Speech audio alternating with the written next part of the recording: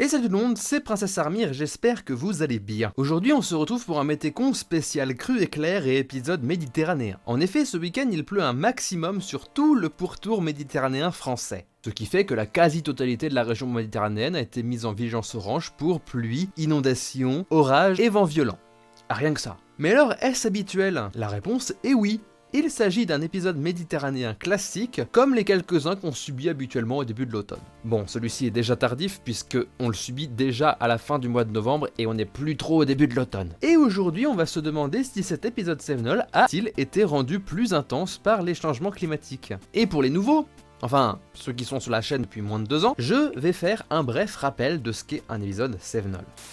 Un épisode Sevenol, ou méditerranéen, se forme lorsqu'une petite dépression venue de l'Atlantique amène de l'air froid en altitude. Cette dépression génère des vents qui viennent du sud et passent au-dessus de la mer Méditerranée. Plus cette mer est chaude, plus une quantité d'eau importante est susceptible de s'évaporer. Ensuite, le vent du sud pousse cet air chargé d'humidité vers les terres. Sauf que dans les terres, il y a un truc qui s'appelle montagne partout. Je vais arrêter cette voix, elle m'insupporte. Du coup, l'air, comme il y a des montagnes, il est obligé de les contourner, et comme il y a des montagnes partout, il est obligé de passer par-dessus. Sauf que, en passant par-dessus, il gagne en altitude, et donc il se refroidit. Et comme un air froid peut contenir moins de vapeur d'eau qu'un air chaud, l'eau qui était présente dans l'air chaud se condense, et il pleut, toujours au même endroit, pendant des heures, de manière extrêmement importante. Ces épisodes se forment en majorité lorsque la mer Méditerranée est la plus chaude, c'est-à-dire en septembre-octobre, parce que l'évaporation de l'eau y est maximale en fait.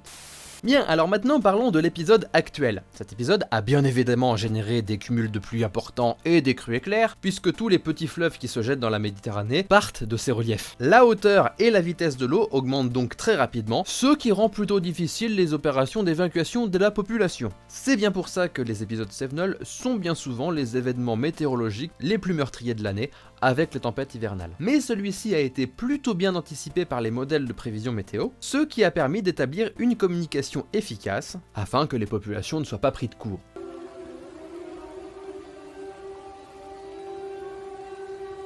Enfin, les populations qui le veulent bien. Lui, il vraiment pensait qu'il allait pouvoir servir à manger ce midi comme si de rien n'était.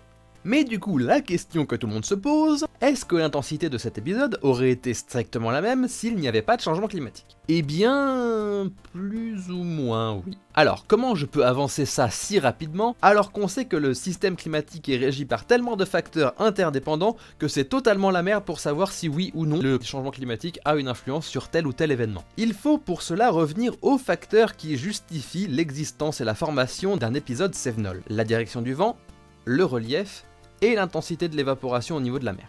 La direction du vent dépend du positionnement d'une dépression, qui est un événement météorologique ponctuel dans le temps. Même si ce n'est pas entièrement le cas, on peut considérer que c'est un événement météorologique indépendant des changements climatiques. Normalement, le relief, c'est pas le changement climatique qui va le faire bouger. Ne vous inquiétez pas, le pic Saint-Loup ne va pas fondre. Bon, il y a ce qui est encore dessus qui peut cramer éventuellement, mais là ça relève pas des épisodes Sevenol. Non, le facteur qui pourrait être modifié le plus en profondeur par les changements climatiques, c'est l'intensité de l'évaporation au-dessus de la Méditerranée, qui est d'autant plus grande que la mer est chaude. Alors dans ces cas-là, donner la température brute de la Méditerranée ne suffit pas, parce qu'on n'a aucune indication de si elle est plus chaude que habituellement. Faut donc donner la carte des anomalies thermiques par rapport à la moyenne, pour savoir si l'eau est plus chaude ou moins chaude qu'à la même période. Et basiquement, on se rend vite compte qu'on est entre -1 et +1 degré dans la région du golfe du Lion, donc on est à peu près dans les moyennes. Donc il n'y a pas plus d'évaporation que habituellement, normalement, contrairement à l'est de la Méditerranée qui est encore un bon gros jacuzzi. Par conséquent, si vous entendez d'ores et déjà des gens dire que l'épisode Sevenol cataclysmique qui est en train de dévaster le sud-est de la France est en partie lié au changement climatique, c'est faux.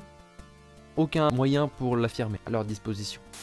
Il faudra donc attendre une étude spécifique sur cet épisode Sevenol pour savoir si son intensité a été augmentée avec le changement climatique, mais en règle générale, on fait pas d'études sur un épisode en particulier, on fait des études sur l'ensemble des épisodes. Et dans ces cas-là, oui, les épisodes Sevenol seront beaucoup plus intenses qu'auparavant, puisque la mer Méditerranée, comme toutes les autres mers, se réchauffe.